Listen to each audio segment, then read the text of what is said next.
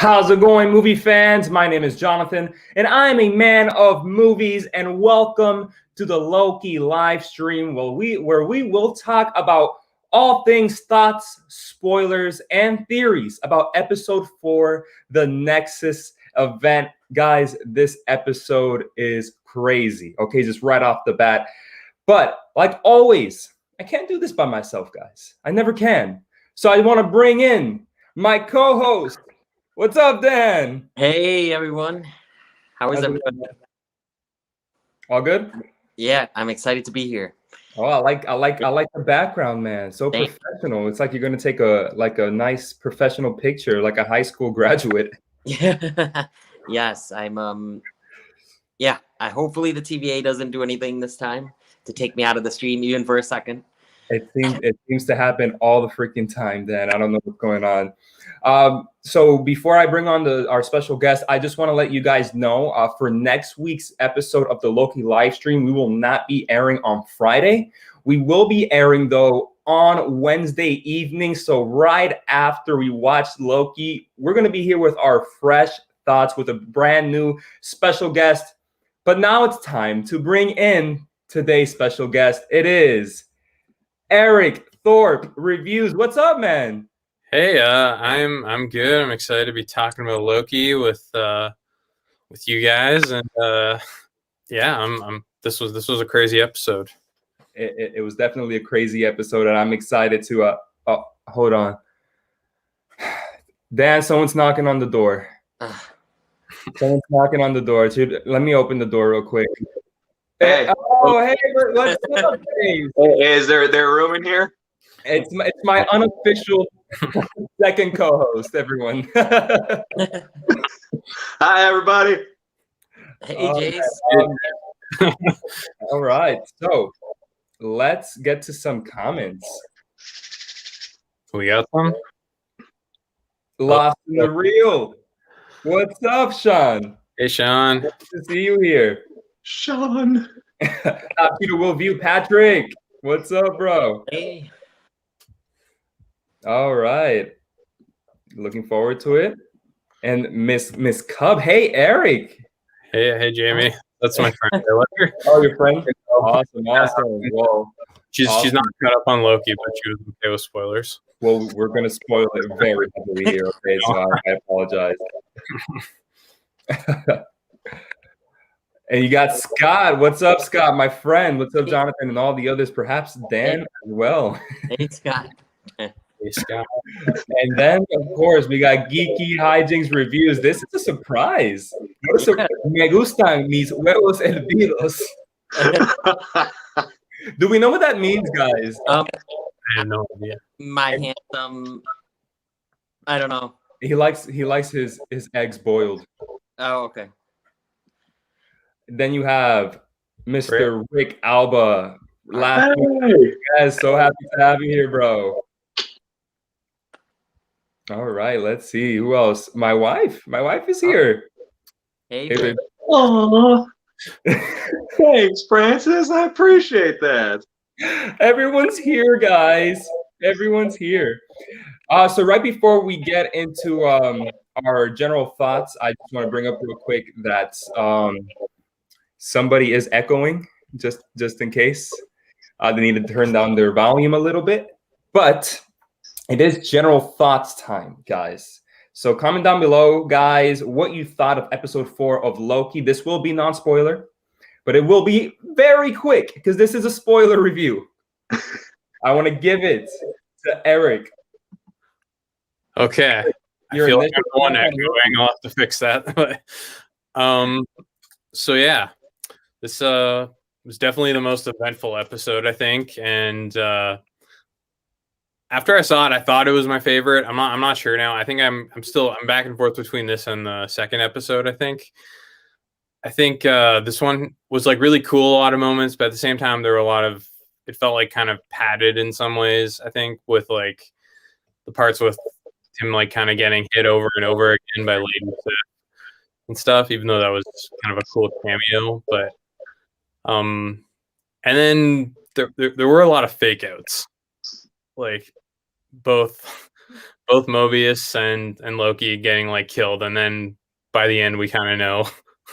Yeah, we're in spoiler territory. Hey, it's all good, Eric, because this is a spoiler talk either way. So if it slips, it slips. It's on the title. Okay. This is general thoughts, Eric. Oh, sorry. It's all good, bro. Jace, what's up? What'd you think? Man, I have gone back and forth a little bit myself. I'm still on the fence a little bit. I feel like maybe I want to give it another watch, but as of right now, this also might very well be leaning towards my favorite episode. I think because there was just enough that was pushed forward that I was looking for. It's weird because this entire show feels like, as I said a couple of streams ago, like progression and somehow not at the same time. It's really weird how it feels like it's like on a treadmill, like it's going somewhere and then not. I think it's just because I'm waiting for like the big oomph, like something to happen, and it's all leading up to it. So I'm sure it'll get there. But yeah, all in all, I really liked what went down in this episode. I thought there was a lot of impactful, like wow moments. Yeah, I thought overall it was pleasing. I will say this: the last part of my general thoughts is, man, the ending. And when I say the ending, this is not a spoiler. It's just there is a mid-credit scene for this episode. Make sure you watch it. That is like, I felt like almost slightly overshadowed the rest of the episode. I got a lot to say, Jace, but Dan. I pretty much echo both of Eric and Jace's thoughts. I'm leaning towards this might be my favorite, but at the same time, like I saw that it had a 9.5 on IMDb that night, and just like I thought with the premiere, I don't know if I think that it deserves that high of a score. I just don't. Maybe I just am missing something, or it's not for me. But I still did really like this episode a lot. I liked what happened. I liked learning more about what we learned about, and yes, the mid-credit scene.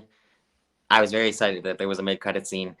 I think I just left the credits on and then I just found out that way. But yeah, I pretty much echo everyone's thoughts so far. Guys, I thought this was the best Marvel episode I've seen since the beginning of the year. This episode was the best episode I've seen of a Marvel project in 2021. So I'm surprised Jace again with his progression, but not progression. I'm like, what are you talking about this time, Jace? I don't know what you're talking about. And then you liked it, but there was just something a little off. I can't. I don't know what you guys are talking about. I don't. Because, dude, we've basically gone in a big circle. Like, okay, there has been reveals, but as far as like story progress, like we're right back to almost where we started. We found out a bunch more stuff, but now they're just back at the TVA again. Like it's like going somewhere and it's not. It's like on a hamster wheel to a certain extent. Don't be wrong. I'm right there with you, bro. I liked this episode way more than I disliked it. But it's just, that's all that I mean, I guess. And I definitely understand. It was the most progressive so far. So that I'm thrilled about. But like I said, there's certain things. It's weird. It's like, it is moving forward. And then at the same time, it's just like, okay, but how much though, really? Eric, you were going to say something. I mean, I think that it is like there is a big thing. I mean, like Loki and Mobius get like pruned. I think that's definitely like they're well away from the TVA, I would say now by the end of the episode.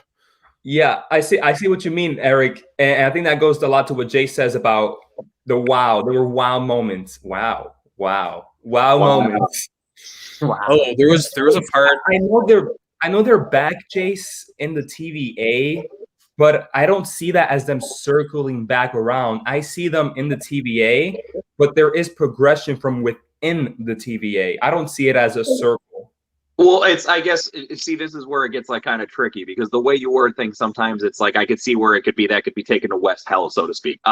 Look, for what it's worth, I definitely don't want to make it seem like, oh, I don't even get what's going on. They're still doing the same stuff. Like, no, it's totally moved forward. It's just, I guess, like, I don't know. To be fair, episode 4, bro, I thought like things were gonna be. I don't know what to say. I thought it was gonna be. I just thought maybe they were gonna be somewhere else. We were gonna be already on something. I'm not sure. Right? It's tough because there is a certain amount of pressure because it's only 6 episodes, and now all of a sudden you're thinking to yourself, all right, geez, what else is gonna happen that's so big in the last 2? I still think it's going to be fine. You know what I mean? Like I said, this is definitely not me saying like, I just don't think anything happened. It was more so, it's tough. I don't know. I feel like it goes right back to episode 1, bro, where the expectations are set so high. And I'm trying to not get wrapped up in that. But at each episode, I'm feeling like, all right, where's the, whew.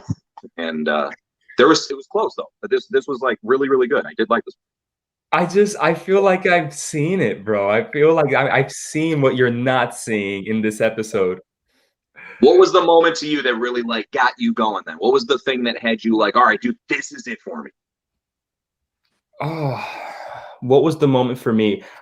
Okay, let's get through to our spoiler talk. Because the moment I'm going to talk about is where the breakdown is going to start. Basically, that's why.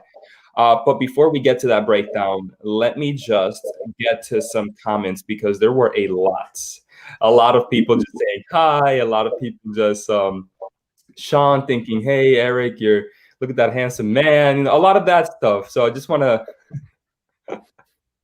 Eric, geeky hijinks. Morbius' final words made me sad. Morbius. I think he means Mobius. He does. No, you didn't notice Jared Leto in this episode? Let's never let him live it down. Your friend Jamie laughed at that. And then Rick, leave Eric alone. That was when I was like, hey, you spoiled it, Eric. But it's okay. Yeah, it's spoiled it like twice again when I thought we were in spoiler zone, and then we still weren't. And Rick goes, definitely my favorite. John could be right. This could be the best of Rick. We need to have you on again, bro, because I agree. I'm so happy you agree with me. It's so true. This is the best Marvel has been in 2021 so far, guys. I thought you were years. You don't apologize. It's not like we're polar opposite opinions here, right? This is like we're very close to being on the same page. Yeah, no, I'm you, John. I'm not. But Eric, you said this is in your top 10? Top 10 episodes of Marvel this year. It's like number 10 after the 9 episodes of WandaVision. Yeah, it's in my top 10 too. It's my number 1. I could say this. I'll make like an Eric type comment from last week, which is this episode could very well be like higher ranked than almost any episode of Falcon and Winter Soldier for me. Oh yeah. Yeah. Like Dan's not going to agree. Or are you? No, I still loved episode 4 and how I felt after that episode. But maybe. Yeah. Dan told me he likes Falcon and Winter Soldier more than Endgame. I don't know. Falcon and Winter Soldier, I was like so into while it was on. Me too. And then after it ended, I was just kind of like, eh. And I don't know. I know some people were probably like that with WandaVision, but I still felt like it left an impact on me that I still loved it. And Loki, I'm excited every week to go back to it. Falcon and Winter Soldier, it was like while I was watching it, that's when I was excited. And then in between episode 4 and 5, I was really excited. But Loki, I'm excited to go to the next episode. So I still like it a lot. Same, Dan. Jamie goes, out of curiosity, which of the 3 MCU shows are your faves? Is Loki the best? Or if I can answer that real quick, I can't say much for Loki yet. That episode like I said, this episode was top tier for me, but those last 3 were very above average for me. So let's wait for episode 6. So far, still WandaVision. Eric, what do you think? Yeah, I think everybody knows. Yeah, my favorite's still hands down WandaVision, I would say. Jace. WandaVision for sure. I mean, like you said, John, I'm right there with you. Like, for all we know with the next 2 episodes of Loki, and then knowing that we can compare it both in its entirety, maybe that'll be a different story. But as of now, it's WandaVision without a question. Yeah. Dan. WandaVision. And yes, I agree. Maybe with the last 2 episodes of Loki, something can happen, and I'm gonna love Loki. Yeah. And Joe says, I suck because of that Morbius comment. Was that supposed to be a Morbius pun, like because he's a vampire? Oh, I don't know. I'm just wondering. Sorry. Knowing Joe, I don't think so. I think that was just a coincidence. Just a coincidence. Jason says, I love different opinions. Oh, same here. It wouldn't be a fun show without different opinions. Yeah. Variety is the spice of life. Yep. Rick, Dan's scaring me with that episode 4 thing. If anyone sees Dan coming at them with a shield, run. Dan has a Captain America shield. Be careful. He does. He does. He's the John Walker of the Loki live stream. I just had a compliment. That like felt like such an iconic moment in the MCU. That like the shield thing, and then it just kind of like nothing came after that. The fight, I liked the fight, but yeah, the fight. Yeah. But yeah, That's what I mean. But then the last two, nothing sort of felt like it really came of that. It's sort of like, oh, you know what, Bucky, he's making jokes with John Walker now in the finale, even though they were trying to kill each other like an episode ago. yeah. Scott goes, I'm having trouble getting into Falcon and Winter Soldier. WandaVision was great. I'm enjoying Loki. I don't blame you for having trouble getting into Falcon and Winter Soldier. I can't say it necessarily gets any better. WandaVision was great. Yep. And I'm enjoying Loki. I think I agree with everything Scott is saying here. Yeah. And then last comment before we go into spoilers. Rick, kidding, Dan. Much love, buddy. Just in case you were offended, Dan. No. All right, guys. It's spoiler talk. Even though we spoiled everything already, we can end the show here. Thanos snapped and everyone disappeared. Now, Jace, to answer your question, Jace, you said, what was that moment that really got me invested into this episode as much as I did? Was that very beginning shot of Asgard as we're panning over that weird Oregon-shaped castle, and we get Sylvie when she was younger, and Renslayer comes in, takes her, almost prunes her, and she escapes. I think for me, that was an amazing intro to the episode. It was my favorite intro of the season so far, and immediately I was hooked into what was going to happen. And from there, yeah, highs and lows, but for me, the highs were really high. Before you get to that, Eric, what were your thoughts about Sylvie when she was a kid and Asgard being taken away? Did that impact you as much as it impacted me? Yeah, no, actually, that's what I mean. Like this, which is, I guess, kind of what Jace is saying. I do think like certain moments, I actually sort of re-watched through the episode before, and yeah, sort of skipping through the unimportant moments, but that was like one that I really like watched through, and it was like a really impactful scene, and yeah, I thought it was like just really. I mean, it made me wonder though. Like, I think Jace brought this up in past live streams, but like. Yeah, how is this? How are these like variants? Like, how is this not just the multiverse? Because they're not starting out as Loki. Clearly, they're already different to begin with. One thing I do want to. This is kind of a side note. I don't want to. Not this is about that scene, but did anyone else notice the Loki theme? But especially in that scene where they're bringing in Sylvie, the Loki kind of theme music. It reminds me so much. Certain parts of it remind me so much of the Joaquin Phoenix Joker score. I don't know. There's one part that just sounds like when they bring her into the TVA, the music sounds like 100% like it's the theme music from Joker 2019. I don't know. That's something I just had to talk about. Yeah, that's it.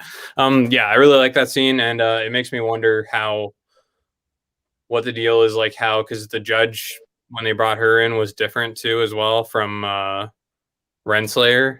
She was the soldier basically bringing her in. So yeah, I'm curious to see how she got promoted as well. Nice catch. She actually like messed up basically there. Yeah, nice catch with the score, bro. I didn't notice that, but nice catch. Jay, anything to add to that, man? So I like the scene, that was for sure, right? It definitely grabbed me, like with you to think that's again. I feel like it, and now it's just a thought of like that we must have like disagreeing thoughts about this whole thing. I'm like I said, so much on the same page with you. I don't think I'm that far away from where you are for what it's worth. I do think, I guess I know it's probably not the first thing that would be reasonable to think about, but you know, excuse me, she explains that she's been going from apocalypse to apocalypse to stay alive and everything ever since she was a child, and I'm like, so which apocalypse did you stop at to get a hair dye? Like you clearly had black hair as a kid, now you got black. Like I just kind of thought that was like, what was even the purpose of that? Like if she was Lady Loki from the beginning, then just stick with the blonde hair, unless I don't know, because now it's just like I feel like they did that just so we think maybe people will think she's the Enchantress, just so they could pull this stuff. But still was cool. Like, it was nice to get some confirmation on who she is, at least as much as solidified as we'd had thus far.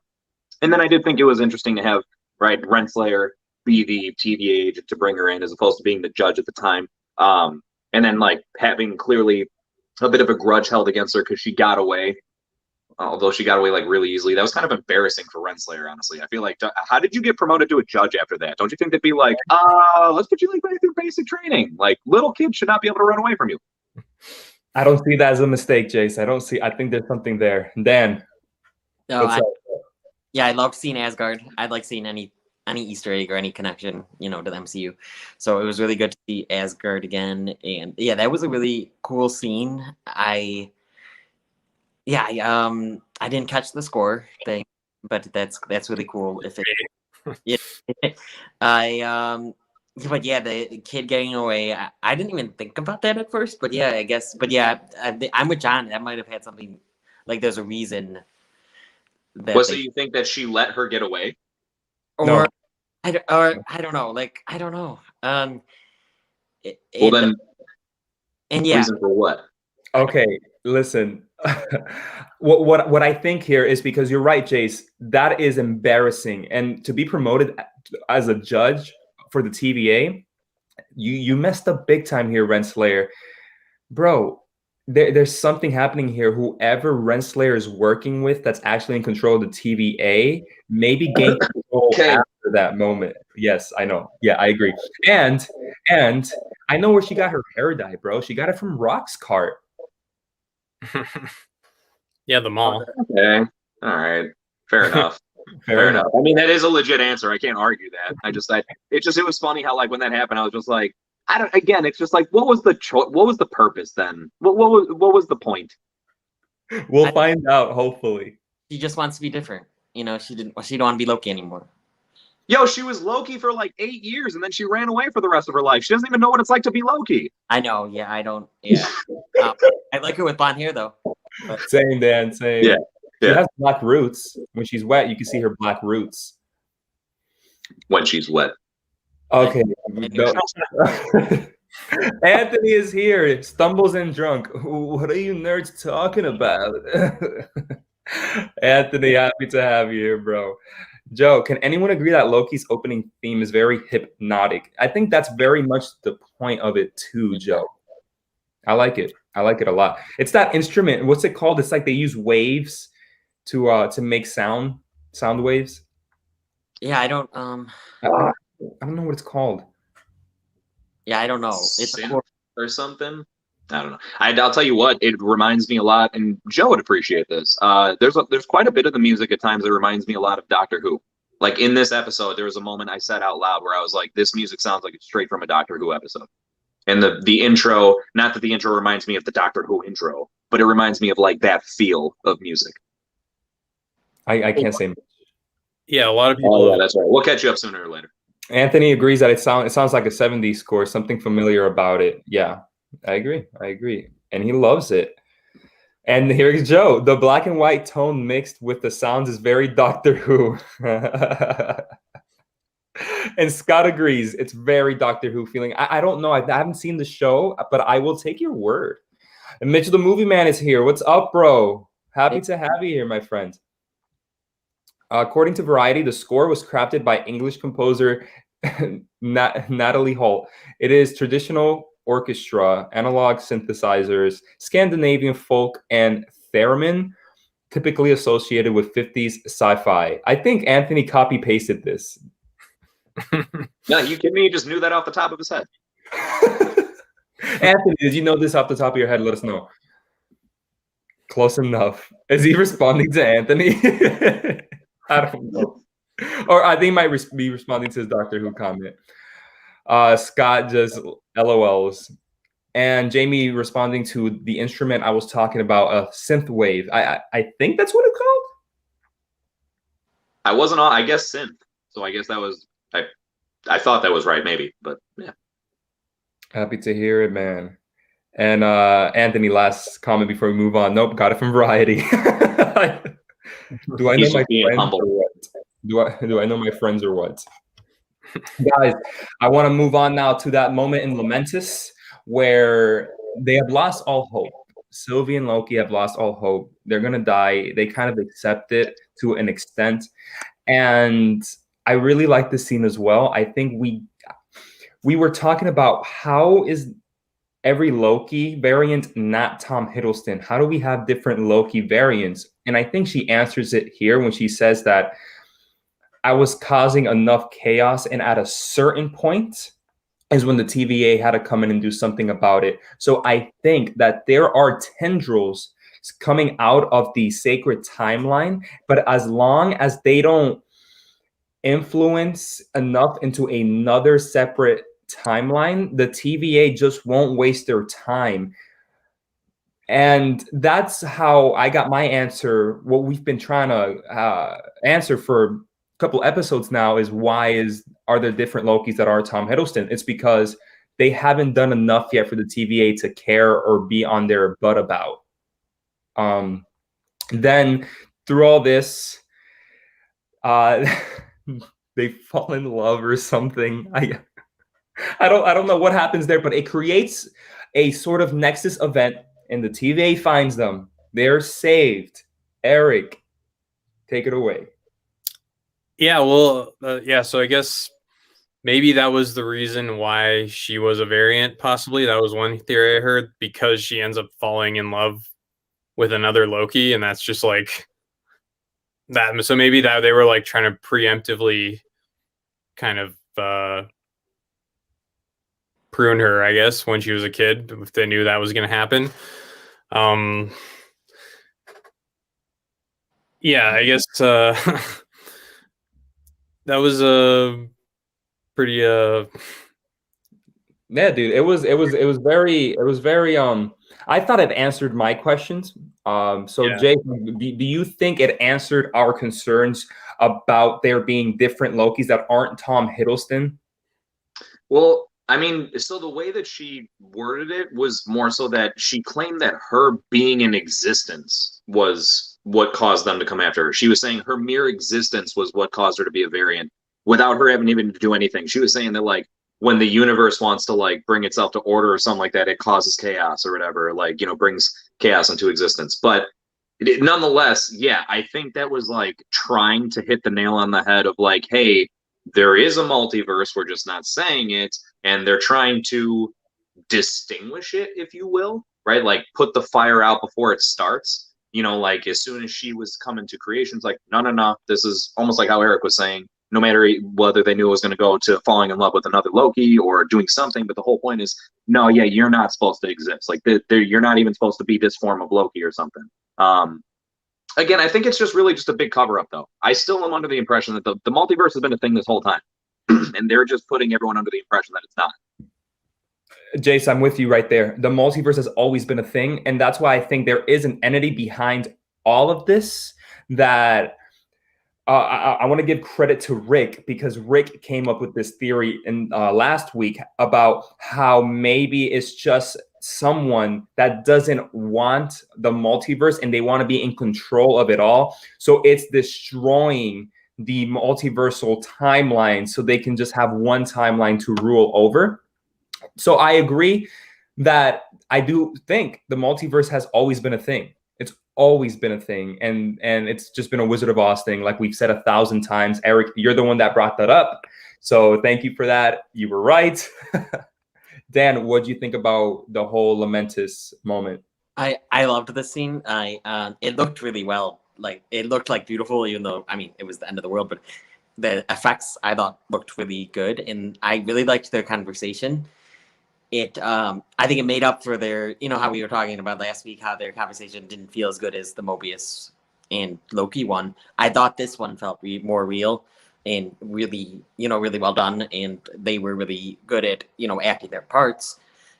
And I didn't even think about the, you know, the whole variant thing, and you know, I do think that the multiverse has always existed, though. And I didn't think about it, you know, answering the question why Lokis are so different. But yeah, that's definitely an interesting point. You were talking about the variant thing. Jace, I want to go back to something you said, that She'd said her very existence is what made the TVA come after her. I agree, but I do think that they kind of just let it slide until that little branch was reaching whatever number system they used that we were taught in the first episode. So yes, her existence did alert the TVA, but it wasn't until something happened, maybe a thought, an action, that they said, all right, time to finally wipe this out. She's had a good 10 years of her life. Let's finally take her out. That's true, because otherwise they would have just taken her out as a baby. If it was really just her existence that was the moment she would have been born, they would have been like, no. Yeah. Which I think that proves a lot of the TVA. They were slacking. They were slacking a lot as compared to the first episode of Loki, that they're very how do I say, they want to do stuff strictly. They want to do stuff strictly, but they weren't doing it back then. They let stuff slide. They let Sylvie get loose, and that's where they had to kind of remodel their whole organization. So before the next point, let's go to some comments. Rick, I love how Mobius had a meta reaction to Loki and Sylvie falling in love. It's true. But you know what? I liked it, Rick. I like that he was meta about it. Sometimes it doesn't work for films when they're all meta, but I thought for this, it worked very well because it says, yeah, two Lokis falling in love with each other. It's weird, and it would create pure chaos. Oh, okay, I mean, you're being meta, but you're also explaining. So 2 thumbs up for me. Eric, what do you think? Yeah, I mean, that was a pretty funny scene. I don't know, but like to me, since they're not really like, they're also different, it still doesn't seem that weird to me. Like, because she's not Tom Hiddleston. It's not the same as like, I know people are comparing it to like that scene in like, I guess spoilers for season 2 of The Boys, where Homelander's like, have you guys seen The Boys? There's a scene where spoil it. It's fine. I might forget. He gets like a shapeshifter guy to like. Oh, I've seen the picture. Yeah, so yeah, it turns into himself, and he's getting all. It gets weird, but I don't know. So it's not like that, though. I mean, yeah, I mean, so I guess, but yeah, somehow that creates pure chaos. I don't know how that works exactly, but in some ways, I found it a bit anticlimactic. I guess that like that last one ends with this big cliffhanger, and then they're just sort of immediately kind of just taken out of there in the exact way we would expect. Yeah. Kind of the TVA finds them. But yeah, I mean, all the Loki Mobius conversations are always kind of the best part of the show, I think. I agree with Anthony here. It's very fitting. Yeah, it makes sense. I'm just gonna grab some water. I'll be back. All right. Joe, the reason why the timeline spiked so much was because Lokis are never allowed to find love and always die alone. In that moment, they had caused that huge spike because it was against that rule. Yeah, Joe, you hit the nail on the head, bro. We definitely agree with you. That is why the timeline spiked, and that's how the TVA found them on Lamentus 1. I guess the bigger question I have for you, Joe, if you want to answer this, is why didn't it spike when she was a kid? Do you agree with my theory that they were just letting it slide for a little while? And Dan, you were going to say something. I just thought it was because they were falling in love with each other, so that 2 Lokis were falling in love. I didn't even think about that it was because they're not supposed to find love and they always die alone. I didn't even think about that. But that's a good point. I just thought it was, because 2 Lokis were falling in love with each other, which I'm on 2 sides, I think. It's not as weird because they're different. I mean, they're different actors, obviously. And I don't know. It is weird, but at the same time, it's not. I don't know. I could definitely see why it would cause a spike, though. Yeah. Also, one other theory I heard was that, like, maybe the reason that this Loki or Sylvie, why they take her is because she was gonna. Because you know how they say that her parents actually told her like about her true kind of origin stuff, and so maybe she was actually not going to kind of become kind of evil like most Lokis do, or become like kind of this bringer of chaos like the way she was supposed to. Like, and that's why they kind of specified when she's brought into the TVA how she's all like sympathetic to the other person that's being like tortured there and stuff. Yeah. So, yeah, like I'm just saying it kind of fits in line with how they're not supposed to find love and like they're supposed to be bringers of chaos. Yeah, good point, bro. Anthony, Jace is on point regarding the multiverse. I also like how the multiverse gives an in-universe explanation of recast Ed Norton, Terrence Howard, multiverse versions of those characters. Jace, do you think that's how they will eventually explain the recast of Terrence Howard and Ed Norton? Do you think that's how I see it? I see it as a passing comment in a Marvel film. They might do that. Just a passing comment. I see that more so being like a comment for Deadpool to make, like when he finally comes in here. You know what I mean? Like, because he's the one that can actually make that acknowledgement and it not be weird. It would be very fit. So, because I think here's the thing: they're so far past that I don't think they're trying to dip backwards and ever really acknowledge that. Like, they are just now finally getting to the point where Abomination from Incredible Hulk is brought back. Like, it wasn't that long ago. Civil War where Thunderbolt Ross was brought back in. Like, they're finally starting to integrate or reintegrate characters from there. So I'd be really surprised. I do love the idea, like, as far as just the whole concept of it. It's just them actually like making an announcement of it. Like I said, I could picture it more so like Deadpool popping up and just being like, or I walk up to War Machine being like, didn't you used to be Terrence Howard? Just like straight up saying it. But that's what I think. I think that's what they're gonna do, Jace. They're gonna just have a passing comment. They're not actually gonna explain it. Well, even then, like, this was so before the multiverse was even a discussion. You never know. It'd be funny. I'd be down for it. I'm sure they'd pull it off creatively. Absolutely, I'd be down for it too. And Joe's comment before we go to our next point. It didn't spike when she was a kid because she ate all her vegetables, and the one time she didn't, TVA. Joe, you should be a show writer. Peas and carrots, peas and carrots. Guys, I want to get into real quickly on the mind prison that Mobius puts Loki in. We get Sif. I thought that was so fun, so cool, and I was expecting Chris Hemsworth. That's all I have to say about that. What did you guys think about it? I thought it was pretty neat. Yeah. Let's go with Eric. Oh, okay. I don't know. I thought that was just fine. I mean, like, if you go back to, like, I watched Agents of S.H.I.E.L.D. right when it started, and, like, Sif was a cameo in that show. I'm expecting higher level cameos in these Disney Plus shows than I got in Agents of S.H.I.E.L.D., so I don't know. It's so true. She was in Agents of S.H.I.E.L.D. I forgot. Yeah, so, like, I don't know. It's kind of like, I don't know. It's like whatever.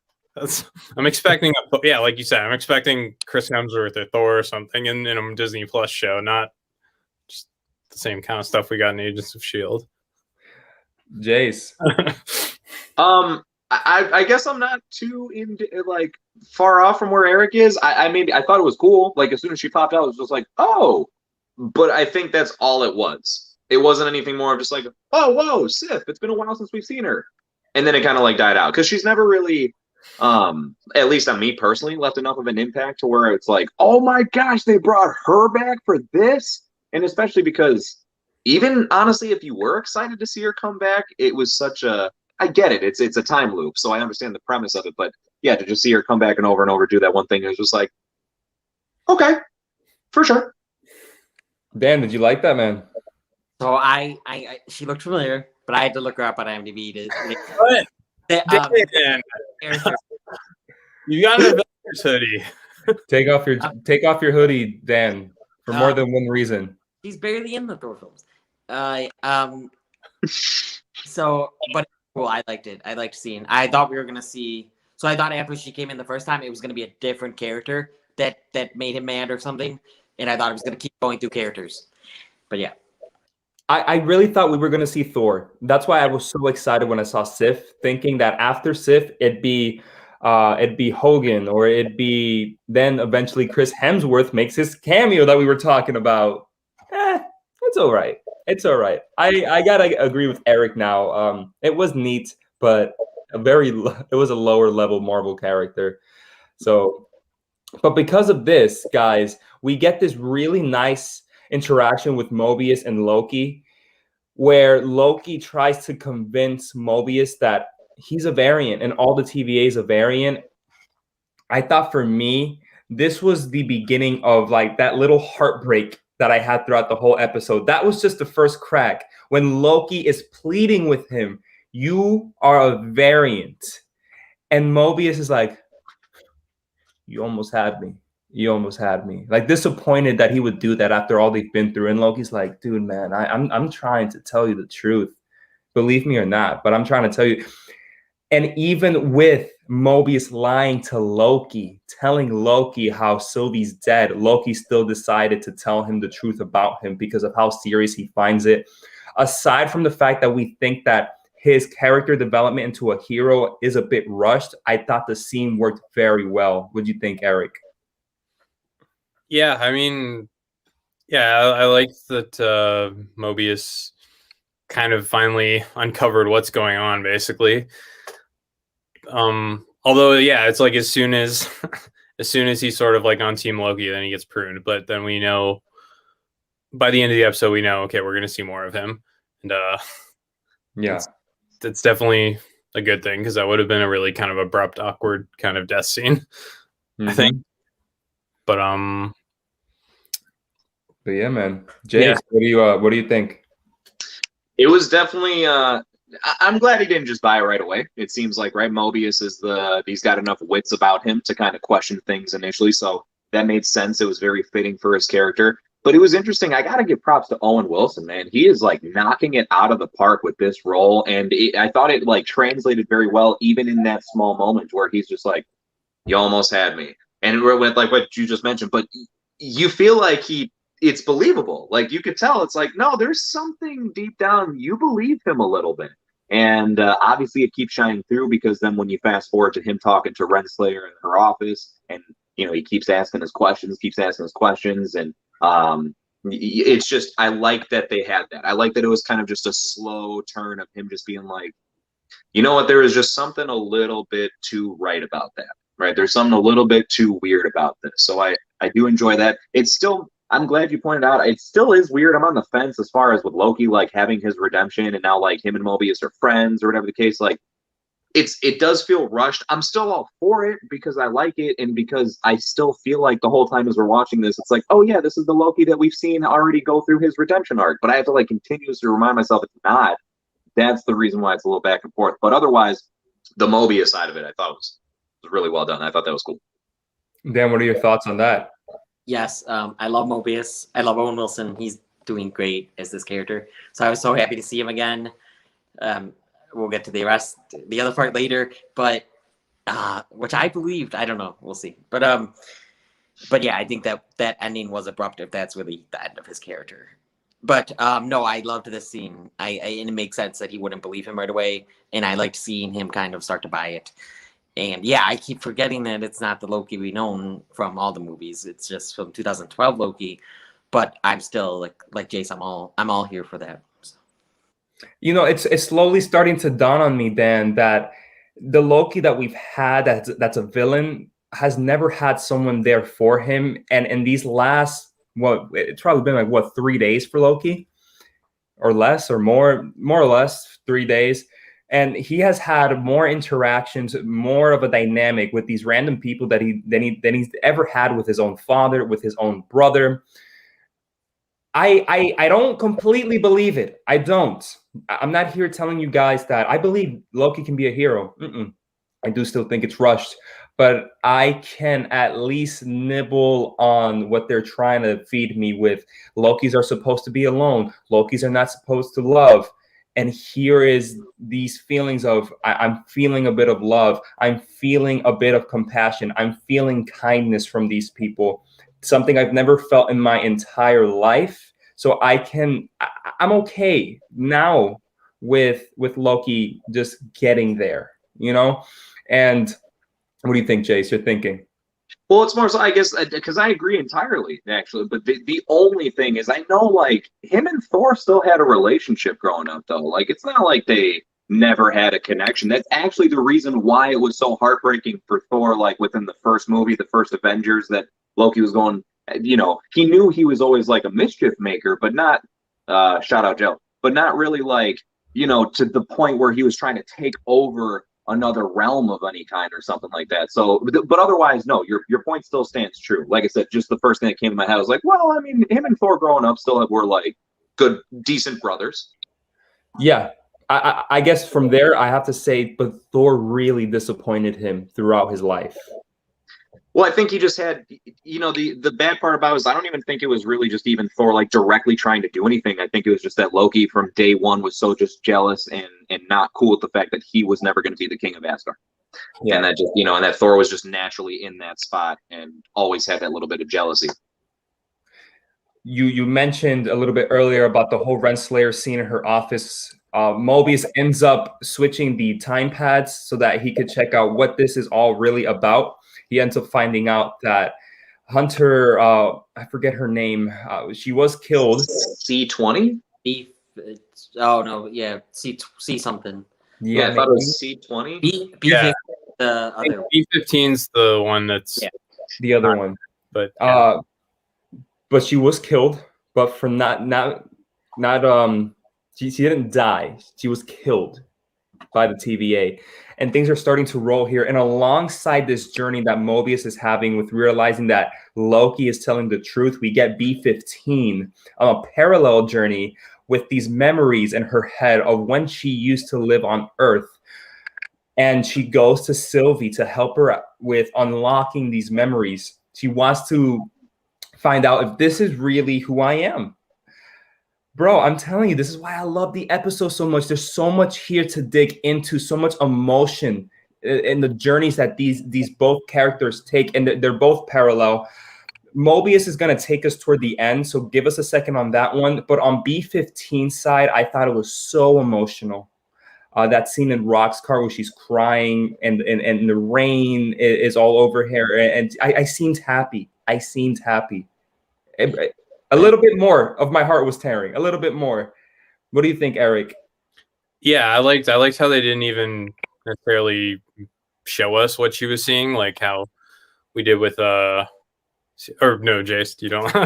I mean, yeah, I guess it could have been cool to see, I guess, but at the same time, I think it didn't really matter what it was. It was just the fact that she was realizing everything, all her life was kind of a lie, and yeah, it was interesting too between how her and Mobius it kind of took both of them being suspicious to kind of encourage the other one to kind of look further into things.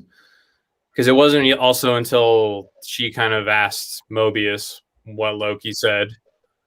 And then he said that Loki said the TVA was lying to them. And then he could tell by her reaction to that she thought there was like some kind of truth to that as well. So that's sort of, yeah, I think the way they used her in this episode has made her a more interesting character, and the way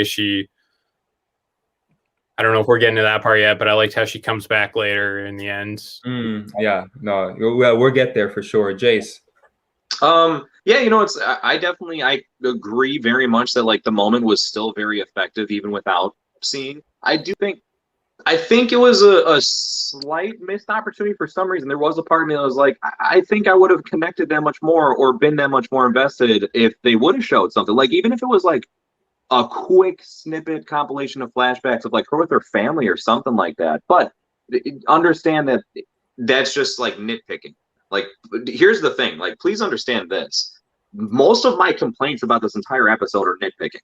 Like, they're not big, I have an enormous problem with this, like I did with some of the other stuff in maybe previous episodes. This is more so like, hey, they really did a great job. Just maybe a tweak here, a tweak there could have made it better. Maybe it wouldn't have. Like I said, I don't know. Maybe if they would have showed what she had seen, maybe I would have sat here being like, it would have been cool if they didn't show it. The part I could say is, like I said, no matter what, it was still effective. It was emotional, right? The whole, I was happy. Like, she acted that moment out really well. I like how even Sylvie starts, you see her break her facade of like, I am this this character and all of a sudden just turn into like a real person and connected for a second. So yeah, it was a really impactful moment. I can agree with you. It was like right where, yep, heartbreaking, a little more, a little more, a little more. Dan, did you want to see a little bit more of what B15's memories were? So I'm on either side. I could have seen it. I could have not seen it. I loved the scene though as it was. Really, I wouldn't have minded maybe a quick couple seconds or something, like you see her in a wedding dress if she was married or whatever, and you it would have been cool. But I still liked the scene. I loved the rain, and her just the dialogue and the lack of dialogue at times. It was just really well done and really emotional. And yeah, I felt my heart tugging apart a little. It was a really good scene. Yeah, I agree. I agree with you, Dan. I could have had it or not. I was okay either way. I thought that I wish I knew her name, but the hunter from when we get into her memories was enough for us to realize that Sylvie is able to really get deep into some of your happiest memories. So when she does say, I seemed happy, I believed it because I've seen it with other people. Just my thoughts. Yeah. Before we get to the next point, we have some comments. It's Becky, guys. She's here. What's up, Becky? We will be spoiling a lot. I don't know if you've seen Loki, but I have a lot to rewatch, but super excited. Joe, hey, Becky. Yeah, it's been Dan's striptease has been the best part so far. We can replay that part if you want. Yeah, let me just replay that real quick, Becky, and for everybody else so they can rewatch it. It was a pretty good time, I thought. Pretty good intro. Let's go to the highlight reel. He missed it. It's okay. I'm here for y'all. Oh, thank you so much. And she wants it. She wants it, Dan. So before we end the show today, we'll definitely hey, Dan, chill. I was kidding. Bro. Isn't that a different Dan that does that? I don't know. Like a different Dan. It's another world Dan, a Voyager's Dan or whatever. Yeah. You're right, bro. And Joe's laughing at the highlight reel. Do you think there's like a version of all of us that does that? Maybe. The version of me that's not married. Yeah, Don, I traveled to some of your guys' alternate versions. Guys, so Mobius ends up believing Loki. He takes him on. And I love this scene where he goes, you can be whoever you want. He's kind of proving that. I was kind of BSing the whole time, man. I was reading the script that was giving to me. You can be whoever you want, bro. Anyone. And they have that connection. Loki gives him a smile. They leave, and Renslayer's there. And I don't think I've ever hated a character as much as I do Renslayer. I think I hate her more than even John Walker, bro. Because right after that, as Mobius is talking about maybe he was, riding jet skis, he gets freaking pruned. And I was so mad. Oh, he gets pruned. And Loki and Sylvie get taken to the elevator to finally meet the timekeepers. And at that moment, Sylvie asks Renslayer, why did you, pull me out? What did I do to cause this event? And she says, I don't remember. Oh, Eric, two things. How'd you feel about that Mobius moment of him getting pruned? And the second part, how much do you hate Renslayer for saying that? Okay, so Mobius, I mean, it was like a really emotional build up to it all, but then it did happen like kind of almost a bit quickly, I think. Like, I don't know, there's something about the pruning. It's like it's like an awkward way to kill a character, I think. It reminds me kind of like that one guy. There's something like comical about it. Like, it's like that one guy that gets melted in Thor Ragnarok. That's what it reminds me of. So it's hard to do like when it happened in the first episode, that one guy where didn't take the ticket, and then Loki's like, "Oh, here's my ticket," because that was funny. But then when it's a character that's supposed to be an emotional moment with, it's not that I thought it was funny, but it was just it made it like I feel like I don't know, it's just a weird way to kill a major character, I think.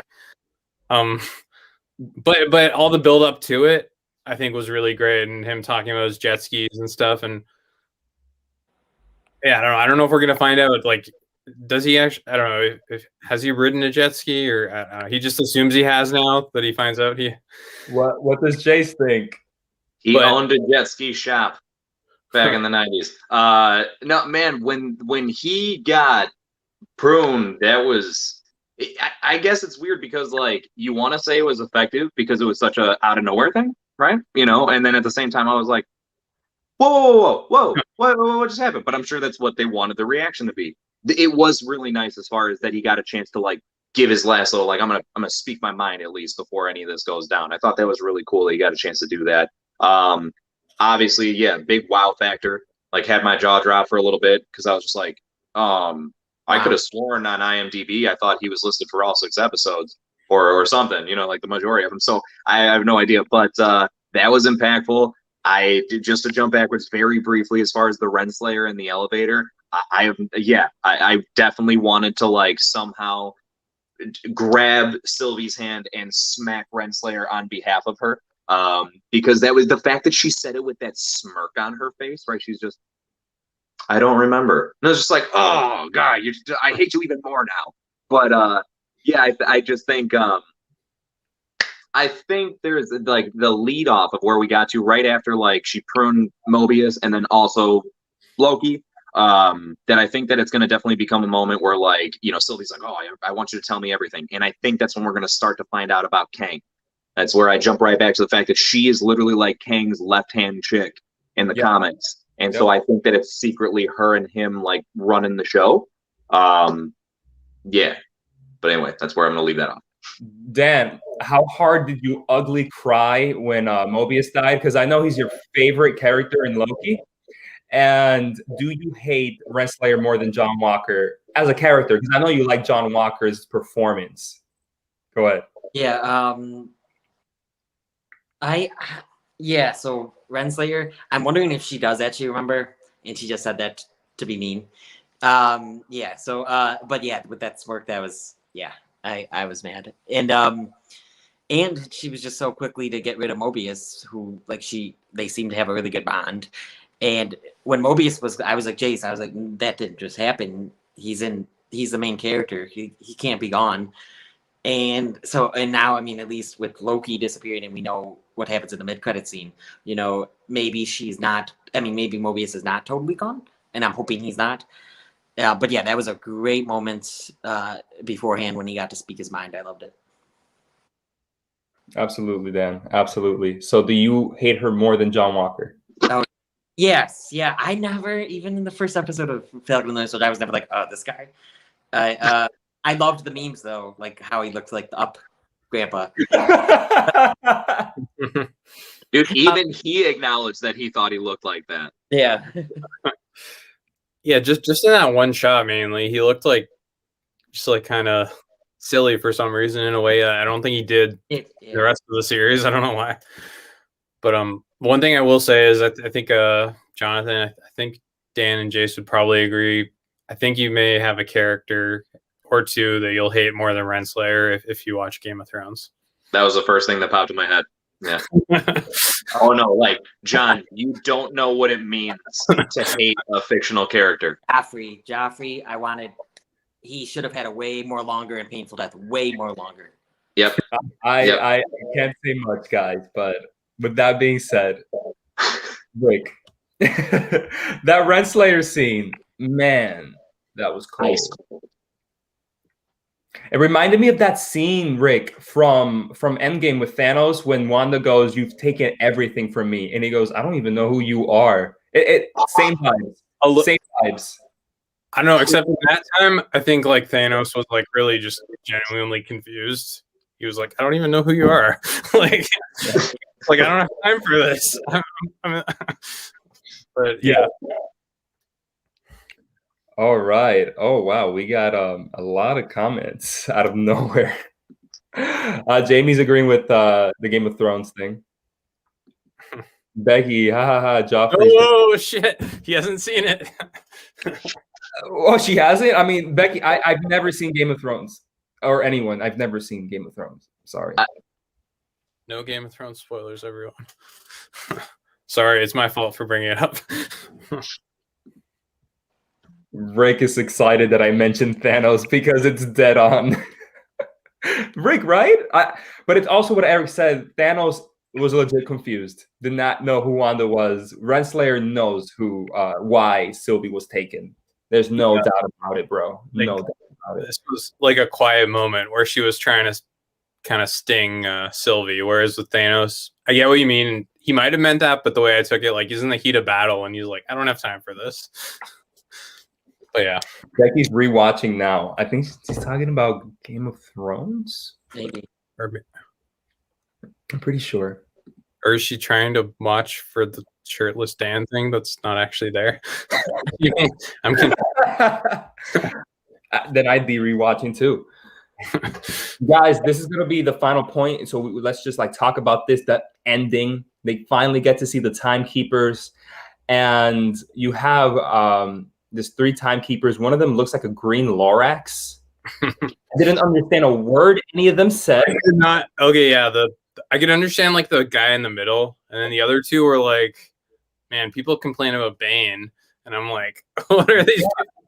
Eric, guys, you can jump in on this because what the heck? Who did the sound design for them? Was there a point to that, Jace? Oh, I agree. I'm right there with you. I thought like I get what they were going for. Like they were trying to give him like a mystical, unique sound, something that was different. But yeah, it did not work for almost any of them. Even the guy that you could understand, I just thought like, all right, this is. They also looked really weird to me. Like it looked like not up to par of what we're kind of used to seeing in there and everything. And I know we end up finding out that they're just animatronics, which is basically like exactly what they seem like, because I'm not gonna lie, when I first saw them, I was like, hey, you know those like that band at Chuck E. Cheese of like the robots playing and just like that's exactly what they reminded me of. And then all of a sudden, like Sylvie threw the thing and kind of decapitated the one. I was like, they were robots. I like your robot impression, Jace. I like it a lot. Yeah. Listen, man. Even though like that was weird and everything, Eric, I give it to you because I think it was our second episode of the Loki live stream where you said that this feels a lot like the Wizard of Oz, and you were right. I think I don't know. I think I like heard that from other people. Even like I swear the one person that actually like mentioned it to me was like my mom after we watched it. So I feel like I should give her the credit more than me. But I was so happy though that we were right about something being off of the timekeepers.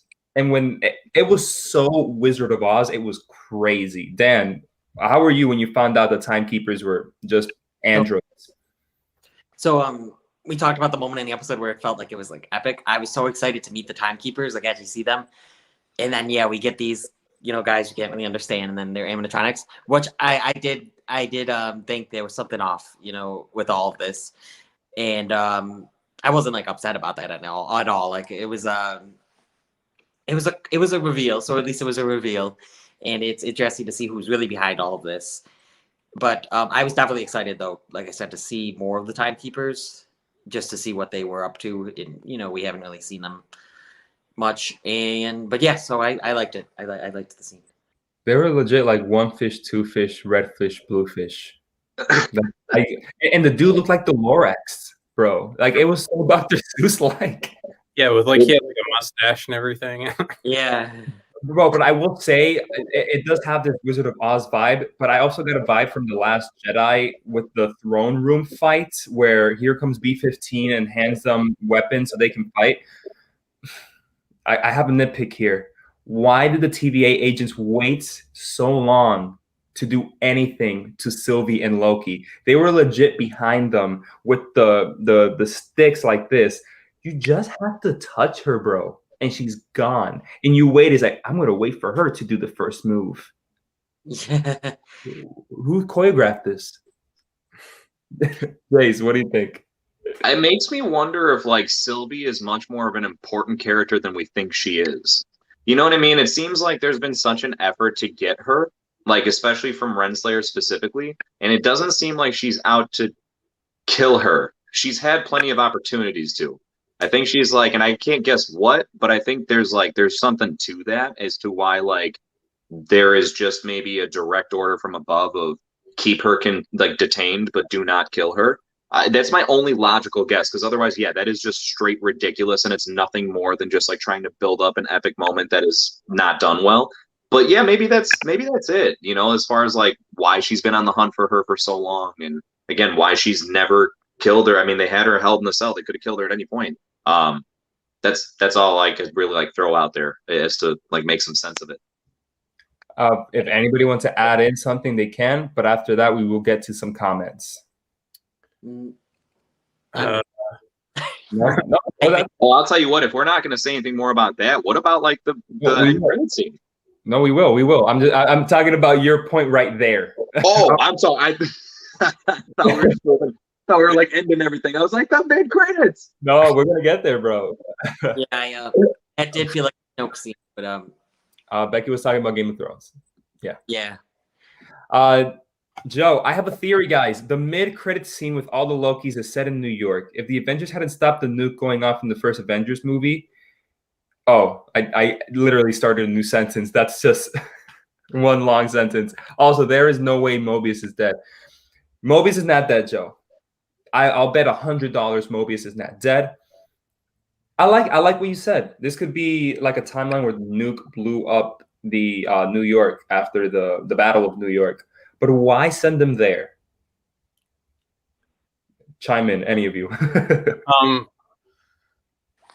I mean, yeah, I think in the last shot, yeah, I think you do. I looked at it again before the stream because I'd heard this. I think you do see like around like the right of the screen, you see like something that looks like it could be like a destroyed Avengers Tower.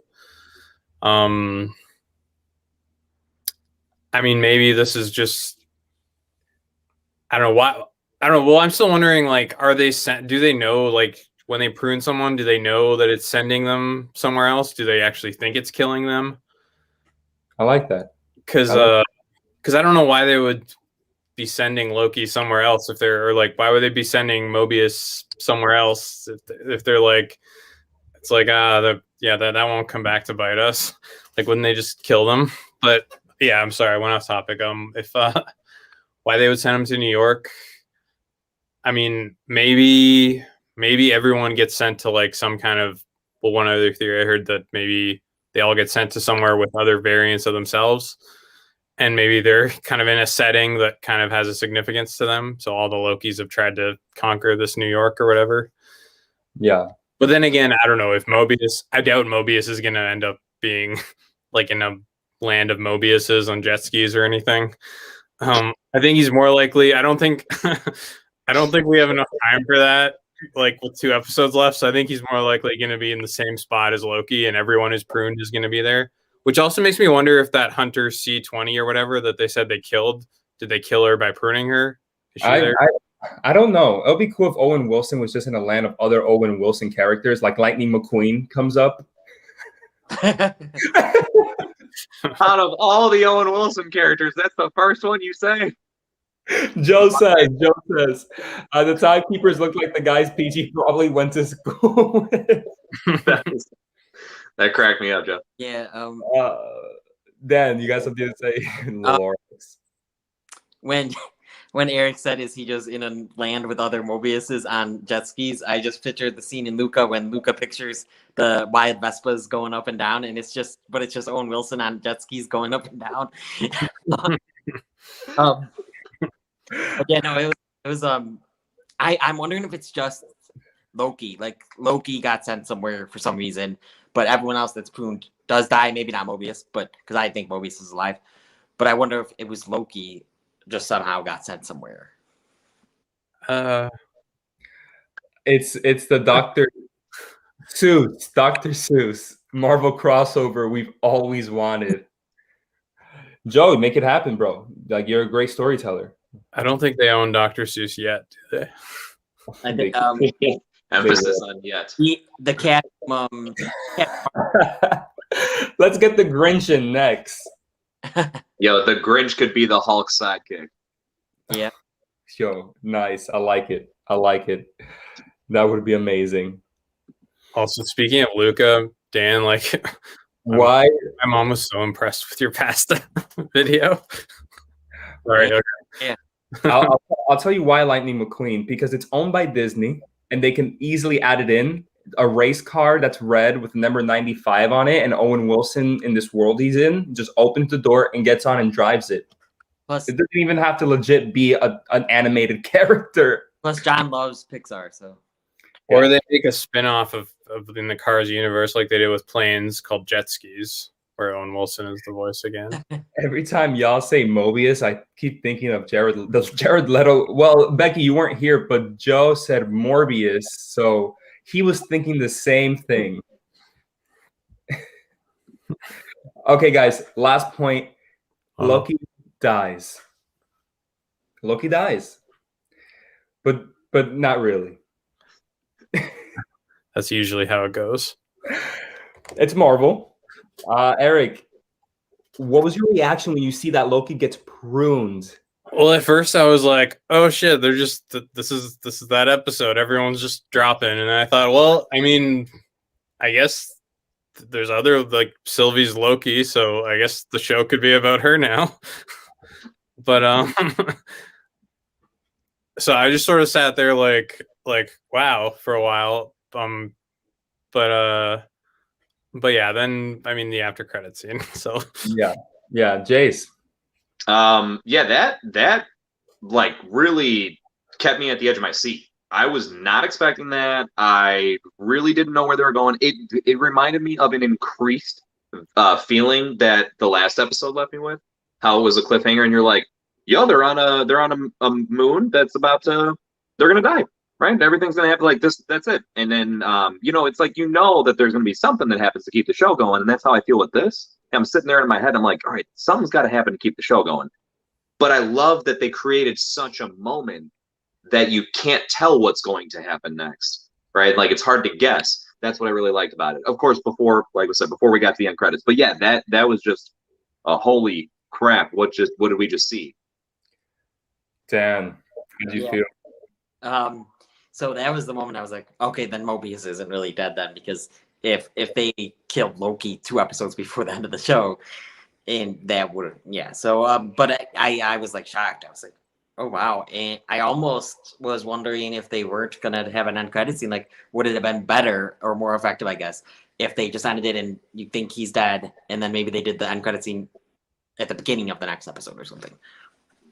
Yeah, I think so, Dan. I was hoping, I'm okay that we got that mid-credit or end credit scene, whatever. Like, I liked it. It builds up what we're going to see in episode 5. But I kind of wanted that feeling I had at the end of Infinity War when everyone gets snapped away and you kind of want, okay, so we have another hour and a half to solve this, right? Nope, that's it. Everybody's dead. So I wanted that with Loki in this episode. Oh, Loki's dead, but he'll be back, right? Maybe. Tune in next week. That's what I wanted. Yeah. It's okay. I got the mid-credit scene that he was alive and well in some sort of different dimension or different reality or different timeline where a whole bunch of different Lokis are in. I was shocked. My jaw dropped. I couldn't believe what I saw. I thought, wait, so is this called Loki because Sylvie is going to be the new Loki now? That's what I thought at first. I don't know if that's what you guys thought. I thought, okay, so it's called Loki because Sylvie's going to be the new Loki. I like the mid-credit, like I said.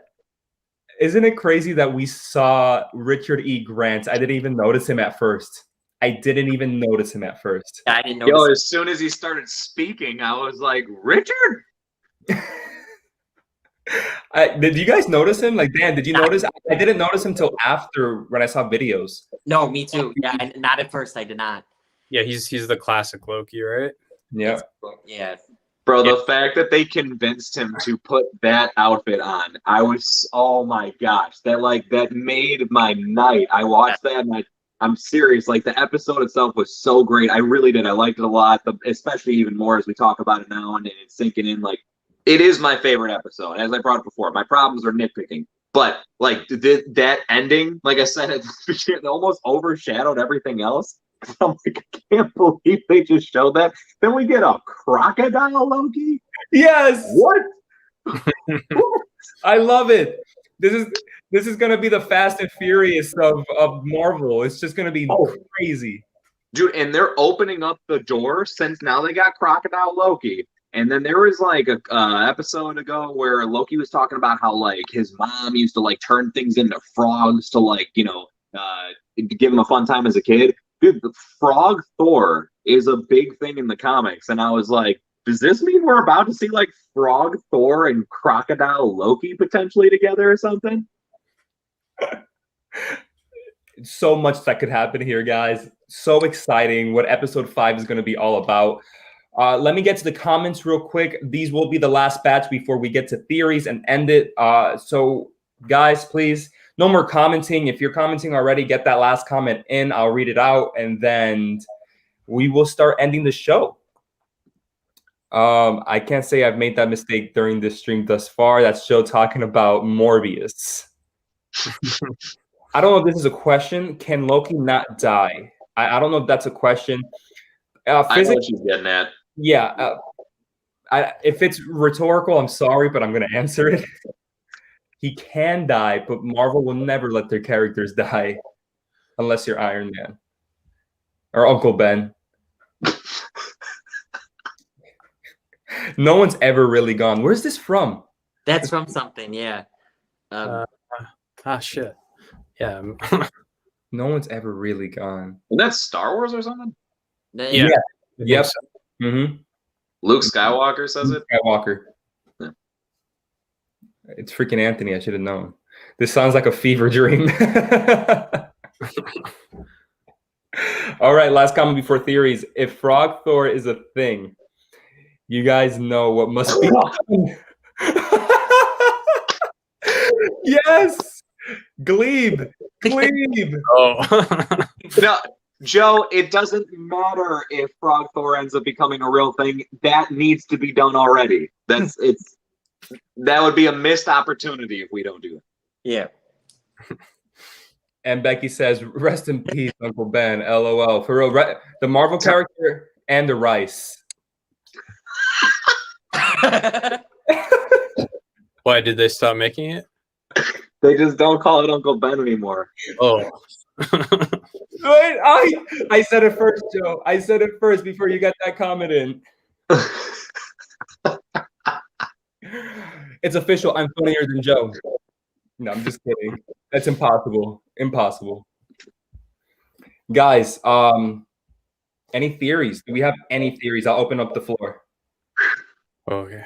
Okay, so I'll start off because I just have something. At the very end, Renslayer tells Sylvie to do it, to kill her. Why?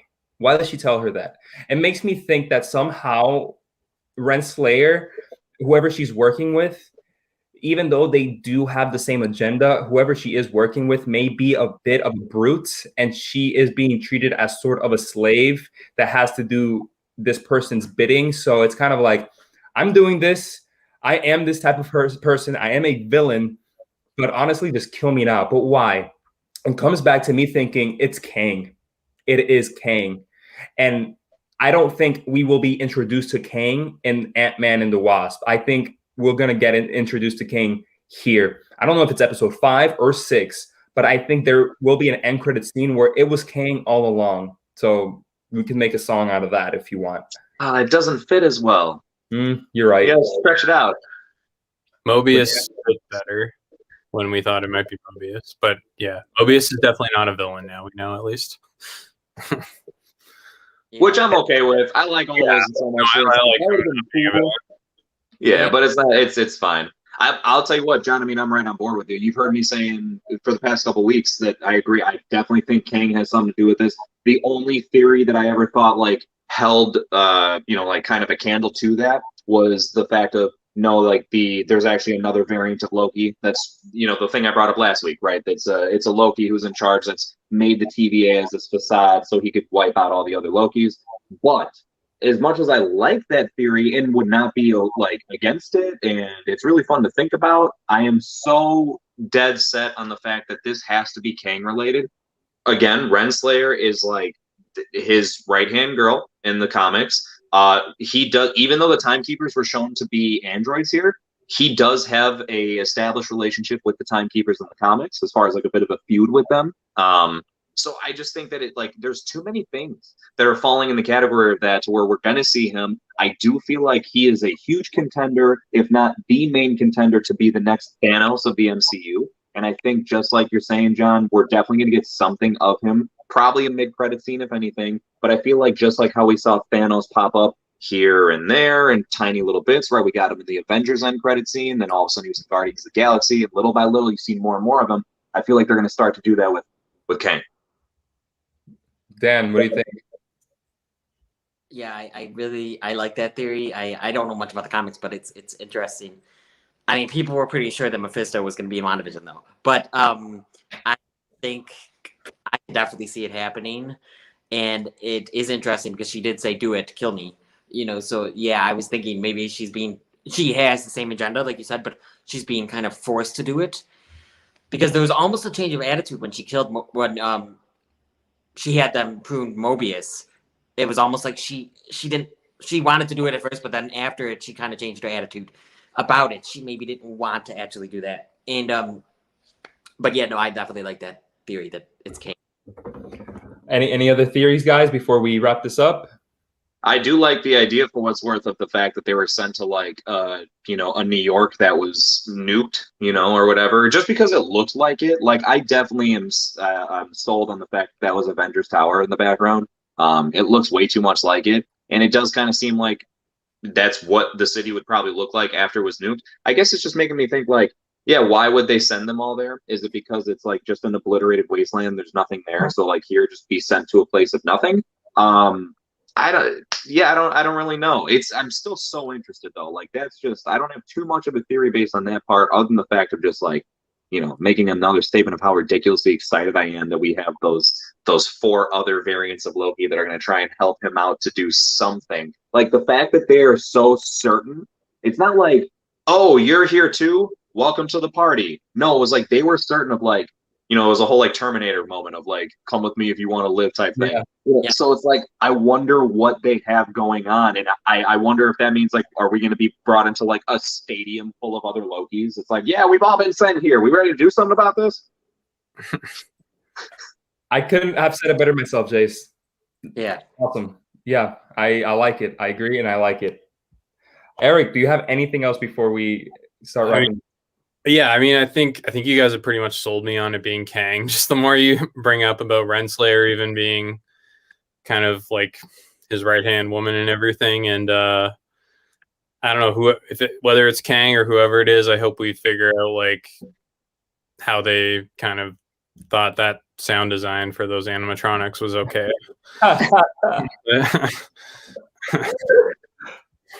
I got you, Eric.